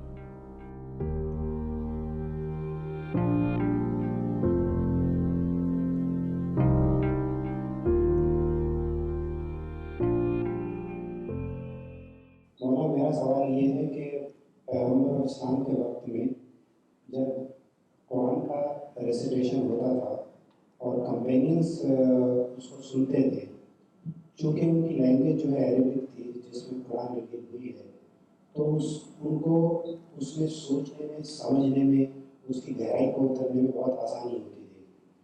ہم سب جو ایک ٹریڈیشنل وے میں اس کو سنتے ہیں، وہ ایک رائم اور ردم کے علاوہ اس سے زیادہ کچھ سمجھ نہیں آتا تھا۔ تو اس گہرائی میں کیسے اترے ایک عام انسان؟ وہ تو ایک صرف ریتمک ریسیٹیشن کی طرح سے اس کو لیتا ہے۔ دیکھیے، اس زمانے میں بھی ایسا نہیں تھا کہ سارے لوگ قرآن کی گہرائی کو سمجھتے تھے۔ بہت تھوڑے صحابہ تھے جو قرآن کو اس گہرائی میں سمجھتے تھے۔ میجارٹی ایسے لوگوں کی تھی جو سمپل وے ہی میں سمجھتے تھے، لگ بھگ ویسے جیسے ہم ٹرانسلیشن سمجھتے ہیں۔ کیونکہ دیکھیے، قرآن سے ثابت ہے کہ انٹلیکچوئل لیول سب کا ایک نہیں ہوتا، جیسے اس زمانے میں دو انٹلیکچوئل لیول، ابو بکر کا، عمر کا، ابو عبیدہ بن جراح کا، معاذ بن جبل کا تھا، وہ ابو ہریرہ اور بلال کا نہیں تھا۔ تو حدیث میں آتا ہے کہ المؤمن القوی خیر واحب عند اللہ من المؤمن الضعیف ولکل خیر۔ اللہ کے نزدیک قوی مومن، طاقتور مومن، زیادہ انٹیلیجنٹ مومن، زیادہ اچھا ہے کمزور مومن کے مقابلے میں، لیکن ہر ایک کے لیے خیر ہے. اس کو سوچیے آپ. یہ جو فرق آپ نے بتایا آج کہ عربی جاننے سے اور نہ جاننے سے، مطلب کچھ لوگوں کی پہنچ ہوتی ہے ٹرانسلیشن تک، کوئی لوگوں کی پہنچ ہوتی ہے عربک تک. تو ایسا مت سمجھیے کہ جو عربک لینگویج جانتا ہے وہ اس کے گہرے معنی کو بھی سمجھ سکتا ہے.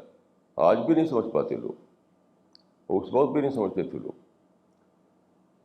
تو میجارٹی اس وقت بھی صحابہ کی اسی لیول پر تھی جو آج ٹرانسلیشن کو سمجھنے والوں کے لیول کا ہوتی ہے.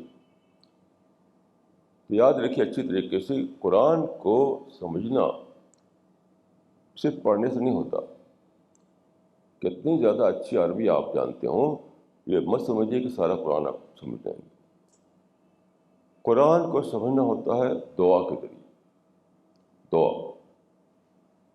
دعا سے قرآن کھلتا ہے. یعنی میں کہا کرتا ہوں کہ قرآن ہی ایک ایسی کتاب ہے، کیونکہ ہم مانتے ہیں خدا ہر جگہ موجود ہے، خدا ہر وقت سنتا ہے، رات اور دن میں کہاں کوئی فرق نہیں، قریب اور دور میں کوئی فرق نہیں. جب بھی کوئی انسان اس کو پکارتا ہے تو وہ سنتا ہے اور جواب دیتا ہے. تو قرآن ایک ایسی کتاب ہے جس کا آتھر ہر وقت،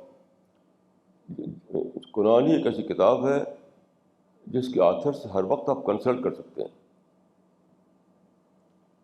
کوئی دنیا میں ایسی کتاب نہیں ہے جس کے آتھر سے آپ ہر وقت کنسلٹ کرنے کی پوزیشن میں ہوں سوا قرآن کے.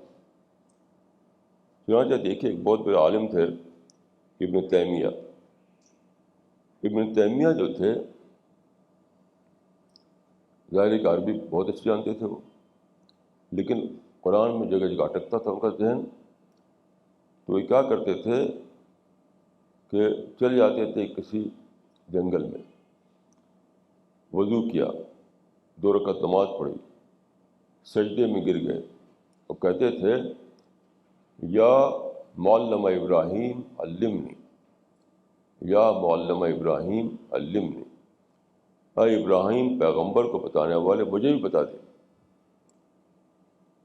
اس وجہ سے میں کہتا ہوں کہ جس کو بھی قرآن کو گہرائی میں سمجھنا ہو تو بلا شبہ سمجھ سکتا ہے، بشرطے کہ وہ دعا کرنا سیکھ لے.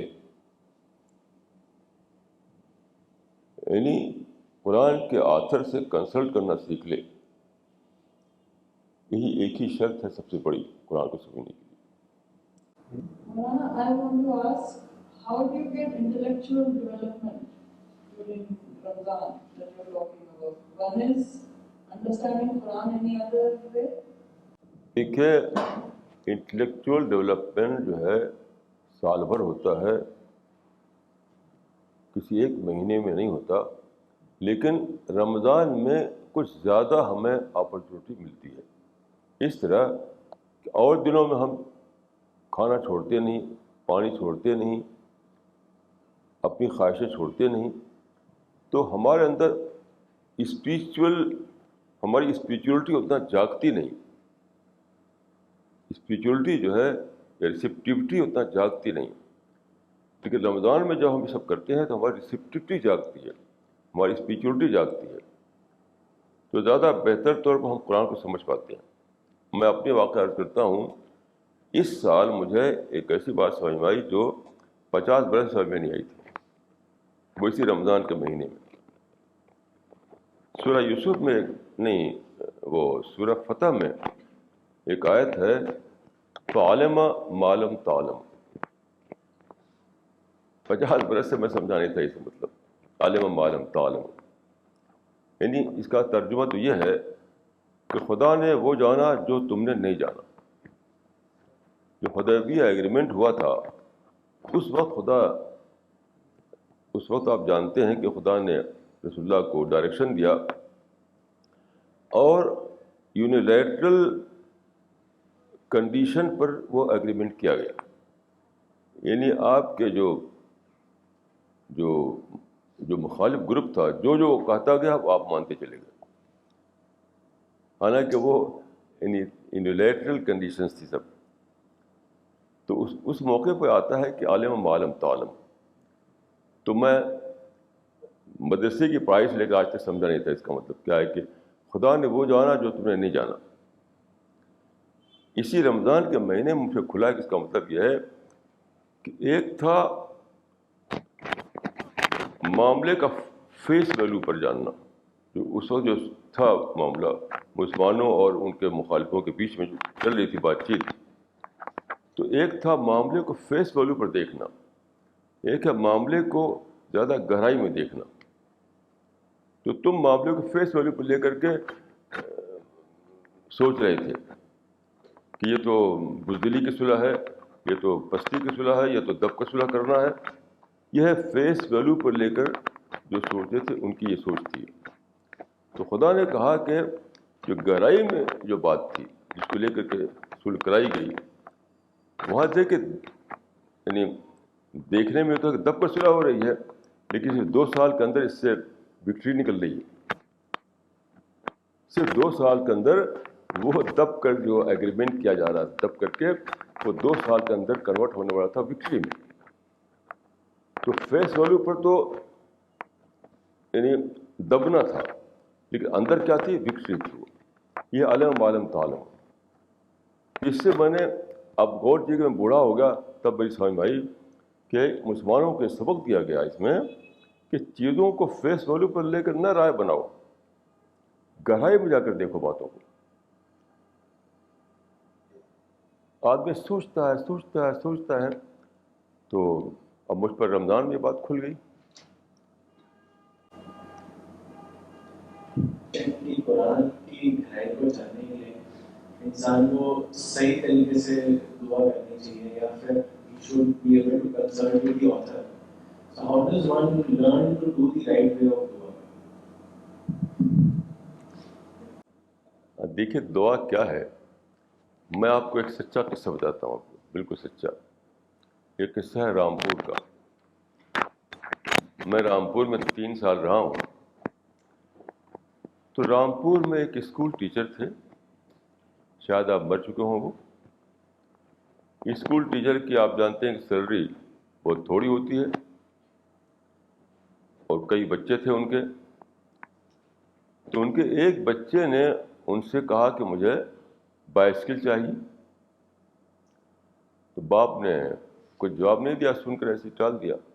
پھر کہا. کئی دن جب اس نے کہا کہ مجھے بائسکل چاہیے، تو کئی دن کے بعد ایسا ہوا کہ باپ کو غصہ آ گیا. باپ نے کہا کہ دیکھو میں اسکول ٹیچر ہوں، میرے پاس بائسکل خریدنے کے لیے پیسہ نہیں ہے. تو میں تم سے آخری بات کر رہا ہوں کہ اب سے اگر تم نے مجھے بائسکل کی بات کہی تو میں تم کو ماروں گا. بائسکل کی بات سننے کے لیے میں تیار نہیں ہوں. اب دیکھیں کہ اس کے بعد کیا ہوتا ہے. ایک ریولوشن آتا ہے. وہ بیٹا جو تھا، جب باپ نے ایسا کہا تو بیٹا رو پڑا. رو کر اس نے کہا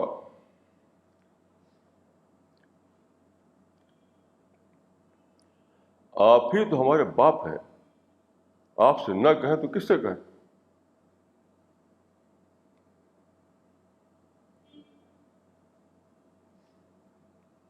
آپ ہی تو ہمارے باپ ہیں، آپ سے نہ کہیں تو کس سے کہیں. اس کے منہ سے جب نکلا تو باپ بھی رو پڑا. اور باپ نے کہا اچھا ٹھیک ہے، میں تم کو بائسکل دوں گا. اگلے دن کیسے کر کے اس نے بائسکل اس کو خرید کر دے دی. اب میں نے سوچا اس پر کہ ایسا کیوں ہوا. وہی دعا جو ریجیکٹ ہو رہی تھی وہی دعا قبول کیسے ہو گئی؟ درخواست. جب بیٹے نے یہ کہا کہ آپ ہی تو ہمارے باپ ہیں، آپ سے نہ کہیں تو کس سے کہیں، تو اس کا مطلب یہ ہوا کہ بیٹے نے ان کی فادرہڈ پر اٹیک کر دیا.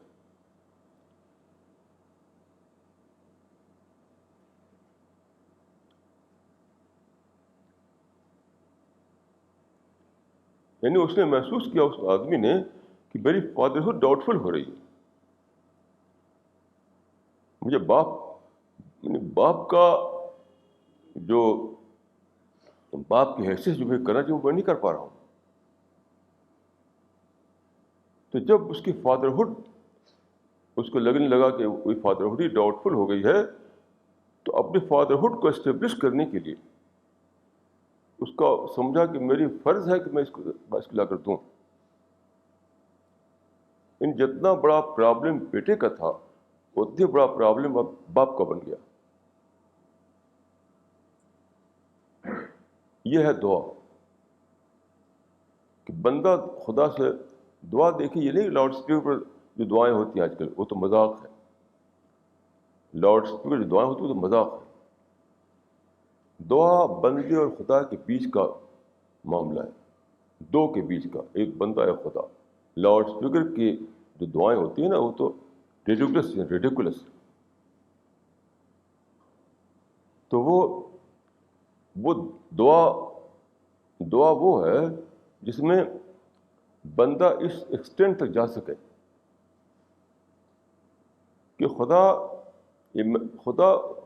کی خدائی کا مسئلہ بن جائے کہ اگر میں اس بندے کی دعا پوری نہ کروں تو میری خدائی ڈاؤٹ فل ہے. نعوذ باللہ.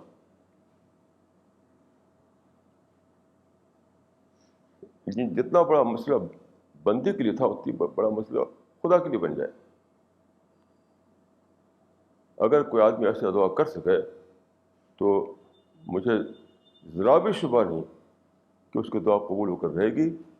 ناممکن ہے کہ دعا قبول نہ ہو, جیسے اس بیٹی کی قبول ہوئی. جو رمضان اور روزہ میں جو تمام چیزوں کو فالو کرتے ہیں اس سے ہمیں ایک پیشنس آتا ہے. میرا پوچھنا یہ ہے کہ جو بھی دعا کے لیے پوچھا تو دعا میں تمہارا پیشنس نہیں ہونا چاہیے, دعا میں تو ایک ضد ہونی چاہیے یا پیشنس ہونا چاہیے. دیکھیے یہ دعا کا معاملہ ایسا معاملہ نہیں ہے کہ آپ انسانی لینگویج میں اس کو بیان کر سکیں. جو میں نے مثال دی یہ نہ سمجھیے کہ میں نے دعا کی ساری بات کہہ دی اسی میں. یہ صرف سمجھانے کے لیے ہوتا ہے. بیٹے اور باپ کی جو مثال ہے اس کا مطلب یہ نہ سمجھیے کہ ٹھیک یہی دعا کا معاملہ ہے. تو کوئی بھی ورڈ جو ہم بولتے ہیں وہ سمبولک سینس میں ہوتے ہیں. اب تو جو لنگوسٹک کا جو ماڈرن جو کانسیپٹ ہے وہ بھی یہی ہے کہ سارے ہی الفاظ جو ہیں ہمارے وہ سمبلس ہیں, سمبلس. تو اس طرح سے اگر ہم سمجھنا چاہیں گے دعا کو تو ہم نہیں سمجھ سکتے.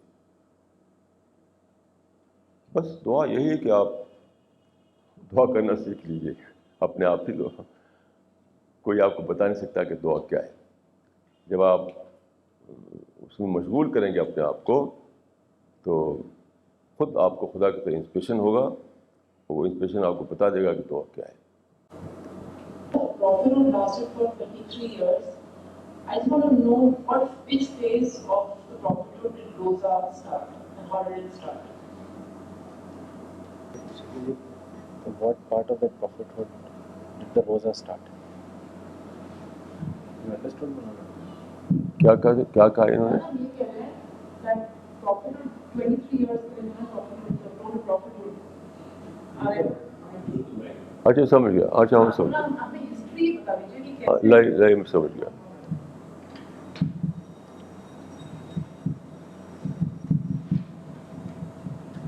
دیکھیے قرآن میں سورہ بقرہ میں یعنی سورہ چیپٹر 2 میں جہاں حکم دیا گیا ہے روزے کا تو پہلے ہی ورس ہے کتب علیکم الصیام کما کتب علی الذین من قبلکم. یعنی روزہ ہر مذہب میں ہر پرافٹ کے ہاں فرض رہا ہے, گنتی کے اعتبار سے نہیں, روزے کے اعتبار سے. تو رسول اللہ صلی اللہ علیہ وسلم یاد رکھیے کہ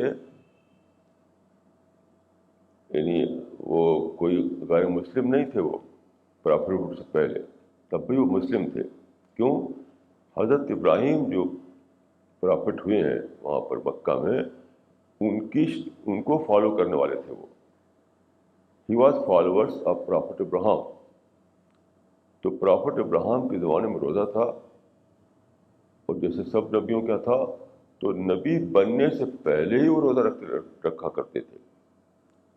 چنانچہ ایسا ہوتا تھا کہ چلے آتے تھے کچھ کھانا پینا لے کر کے وہاں کیو میں، ہیرا کے کیو میں، وہاں پر روزہ رکھتے، شام کو افطار کر لیتے.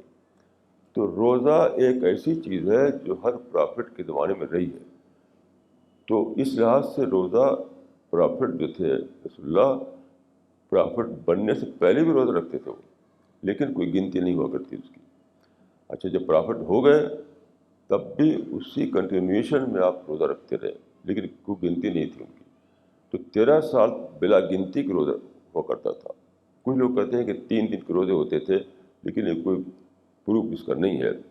3 دن 5 دن 7 دن کچھ بھی ہوتا تھا.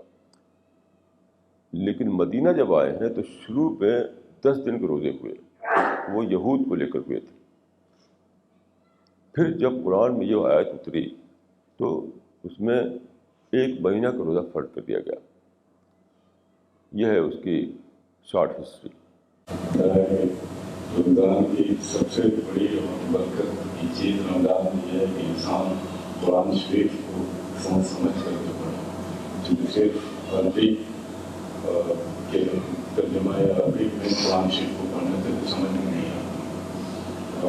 ہماری پریشانی یہ ہے کہ ہمیں سمجھ میں نہیں آتا ہے کہ کون سی تفسیر یا ترجمہ اچھا ترجمہ جسے ہمیں پڑھنا چاہیے، جس سے ہمیں سمجھنے کا غور کرنے کا موقع ملے گا. چونکہ بہت سارے لوگوں کی تفسیر لکھی ہوئی ہے جس میں کبھی کبھی سلائی ڈفرینسز بھی ہوا کرتے ہیں، جیسے مولانا اور بھی جو لوگ سب نہیں ہیں. بہت سارے لوگ لٹرل ٹرانسلیشن بھی کر دیتے ہیں. ایسا کچھ قرآن شریف ہے جس پہ اچھا. اور اس میں ایک چیز یہ بھی ہے کہ کیا ہم کسی آیت پہ اگر کوئی لیسن ڈرا کرنا چاہتے ہیں تو خود سے ڈرا کر سکتے ہیں کہ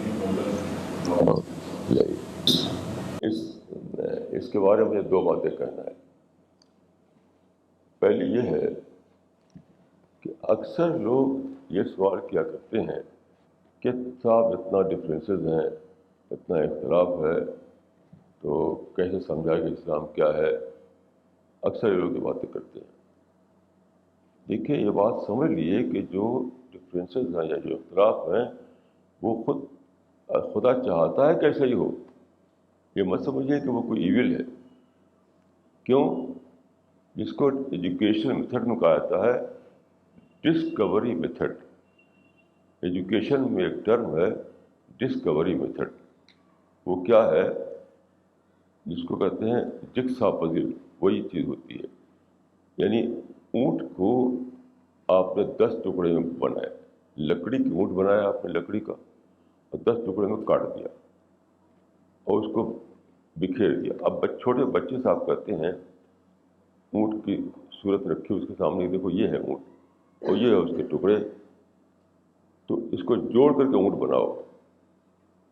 تو وہ بچہ جو ہے، چھوٹا بچہ جوڑ کر کے وہ اونٹ بناتا ہے. یہ ہے ڈسکوری میتھڈ. یعنی وہ ڈسکور کرتا ہے تب وہ اونٹ کو بنا پاتا ہے. تو اسلام میں دیکھیے یہی ہے، بنا بنایا بالکل ہے. ایسا اسلام یہ خدا کو چاہیے ہی نہیں کہ آپ کو کچھ کرنا نہ ہو، بلا کیے ہوئے بس 1 2 3 4 5 6 7 8 9 10 مل جائے آپ کو. خدا کو ایسا اسلام مطلوب نہیں ہے، نہ ایسا مومن مطلوب ہے. مومن وہ ہے خدا کے نزدیک جو ڈسکوری میتھڈ سے گزر کر کے ڈسکور کرے سچائی کو. ایک بات یہ ہے. دوسری بات یہ ہے کہ ڈفرینسز جو ہے تفسیروں میں، ترجمے میں، وہ کوئی رکاوٹ نہیں ہے. وہ کوئی رکاوٹ نہیں ہے. مثلا میرے پاس دیکھیے ایک ترجمہ ہے جس میں 6 ترجمے اکٹھے ہیں. ایک ہی قرآن میں 6 ترجمے چھاپے گئے. اب جب مجھے کوئی آیت ہوتی ہے تو میں اس کو ایک نظر میں دیکھ لیتا ہوں. تو اس سے بہت زیادہ اس میں وہ ملتا ہے، یعنی ذہن کھلتا ہے. کیونکہ ایک آیت کے 10 آسپیکٹ ہو سکتے ہیں، 10 کمنٹیٹر اس کو کھولتے ہیں.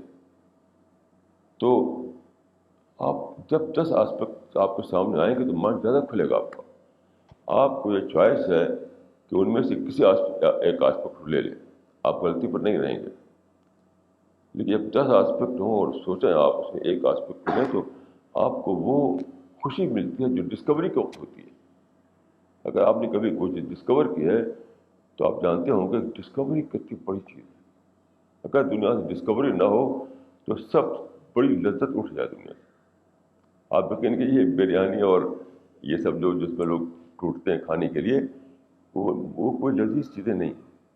سب سے بڑی چیز ڈسکوری، سب سے بڑی چیز جب آپ وہ آپ کو خوشی ملتی ہے. یہ خدا کی بلیسنگ ہے کہ اس نے بالکل 1 2 3 4 5 6 7 8 9 10 کے طریقے سے اسلام نہیں بھیجا، بلکہ ڈسکوری میتھڈ کو اس میں رکھ دیا تاکہ ہم اپنے مائنڈ کو ایکٹیویٹ کریں، اپنے برین سیلس کو ایکٹیویٹ کریں، اور پھر جب ڈسکوری کے طور پائیں سچائی تو خوشی سے ہم تھرل ہم کو آ جائے. یہ ہے میرے نزدیک اسلام کا مطلب. اجتہاد کہتے ہیں جو آپ خود سے کمپیئر کریں گے، اسی کا نام اجتہاد ہے. اجتہاد کے بارے میں آتا ہے کہ المجتہد یخطئ ویسی، اجتہاد کرنے والا غلطی بھی کرتا ہے اور صحیح بھی کرتا ہے. اور حدیث میں آتا ہے کہ اگر آپ کا اجتہاد صحیح ہوا تو آپ کو ڈبل ثواب ملے گا، اور غلط ہوگا تب تو 1 ثواب ملے گا.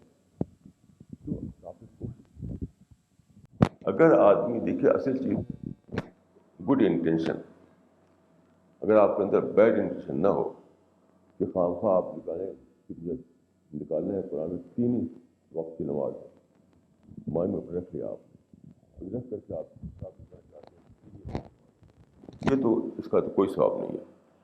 لیکن ڈسپیشنیٹلی اور بالکل آبجیکٹیولی اگر آپ قرآن کو پڑھتے ہیں تو اگر آپ صحیح رائے پہ پہنچیں تب ڈبل ثواب ہے، غلط رائے سے پہنچے تب بھی 1 ثواب ہے. تو اجتہاد تو ایک ایسی چیز ہے خدا اتنا زیادہ چاہتا ہے کہ غلط اجتہاد پر بھی ثواب رکھ دیا. آپ غور کیجیے کیسی عجیب بات ہے. خدا چاہتا ہے کہ خوب اجتہاد کی کوشش کریں لوگ، اور یہ اتنا بڑا خدا نے دے دیا کہ چلو تم کو غلط اجتہاد کرو گے تب بھی ثواب دیں گے، کرو مگر اجتہاد. یہ جو علماء کہتے ہیں اجتہاد دروازہ بند ہے، یہ تو جھوٹی بات ہے. جھوٹ سے کم میں یہ لفظ نہیں بولوں گا اس کے لیے. جب بخاری میں روایت ہے کہ اجتہاد خطا پر بھی ثواب ہے تو تم کون ہوتے دروازہ بند کرنے والے؟ بھئی یہی تو ہوگا، غلطی کر جائے گا آدمی، تو وہ بھی تو مراد، وہ بھی تو مطلوب ہے کہ لوگ غلطی کریں. تو جب خدا اتنا زیادہ چھوٹ دے کہ اجتہاد کرو چاہے غلط کرو تب بھی اجتہاد کرو، تو کون عالم ہے جس کو رائٹ مل گیا کہاں سے کہ وہ یہ کہہ کر کہ لوگ غلط اجتہاد کریں گے دروازہ بند کر دے. میں سمجھتا ہوں کہ یہ کہنا کہ اجتہاد دروازہ بند ہوگا ایک کرمنل ایکٹ ہے. خدا کے دین کو ڈسٹرائے کرنا ہے، کل کرنا ہے. اصل چیز صرف یہ نہیں کہ صحیح اجتہاد غلط اجتہاد، اچھی انٹینشن، گڈ انٹینشن. جیسے میں آپ کو بتاؤں گڈ انٹینشن بیڈ انٹینشن. میرے پاس ایران کے 4 عالم آئے، چاروں عربی جانتے تھے، عربی 4 عالم شیعہ. تو میں نے ان سے پوچھا کہ بھئی آپ لوگ کہتے ہیں کہ علی افضل ہیں، سارے صحابہ سے افضل علی ہیں، ہم لوگ تو ان کو نمبر 4 پہ رکھتے ہیں نا، وہ ان کو نمبر 1 پہ رکھتے ہیں. تو میں نے کہا کہ یہ کہاں اس کا پروف ہے؟ تو قرآن میں لکھا ہوا ہے. میں نے کہا بھائی قرآن کہاں لکھا ہوا ہے؟ تو علی کبیرہ. اب دیکھیں صرف ان سنسر آدمی یہ کہہ سکتا ہے علی کبیرہ. تو ان سنسر عالم بھی اگر ان سنسر ہو جائے تو الٹا سیدھی باتیں کرے گا.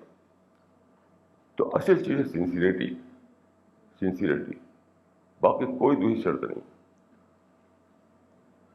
دیکھیے علی کبیرہ جو ہے آؤٹ آف کنٹیکسٹ لیا انہوں نے.